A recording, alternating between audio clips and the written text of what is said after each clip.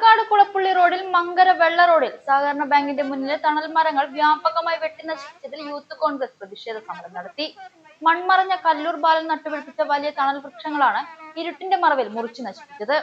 മരച്ചില്ലകൾ വെട്ടിമാറ്റാനുള്ള അനുമതിയുടെ പേരിൽ പാതയോരത്തെ 5 തണൽ മരങ്ങളാണ് പൂർണ്ണമായും വെട്ടി നശിപ്പിച്ചതെന്ന് യൂത്ത് കോൺഗ്രസ് ആരോപിച്ചു.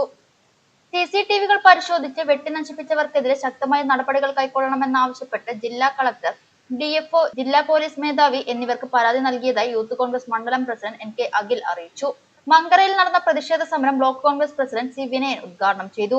ഇതുപോലുള്ള സ്ഥാപനങ്ങളുടെ മുന്നിലും ഒക്കെ തന്നെ നിൽക്കുന്ന മരങ്ങൾ തങ്ങളുടെ ബിസിനസ് സ്ഥാപനങ്ങൾക്കും അല്ലെങ്കിൽ ഓഫീസുകൾക്കും ഒക്കെ തന്നെ തങ്ങളുടെ ബോർഡുകൾ മറയുന്നു എന്നുള്ള ചെറിയൊരു കാരണം വെച്ചുകൊണ്ട് തന്നെ ആ മരങ്ങളെ യാതൊരു ദയയും ദാക്ഷിണ്യമില്ലാതെ നശിപ്പിക്കുന്ന ഒരു പ്രവണത ഇപ്പോൾ കൂടി വരികയാണ്.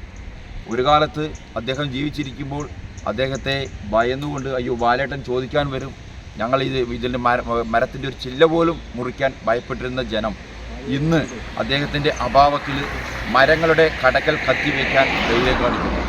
ഇതിനെതിരെ ചോദിക്കാനും പറയാനും ഈ നാട്ടിൽ ആരുമില്ലേ എന്നാണ് ഞങ്ങൾക്ക് ചോദിക്കാനുള്ളത്. ആ ഒരു അവസരത്തിലാണ് യൂത്ത് കോൺഗ്രസ് ഇതുപോലുള്ള സമരം ഏറ്റെടുത്തത്.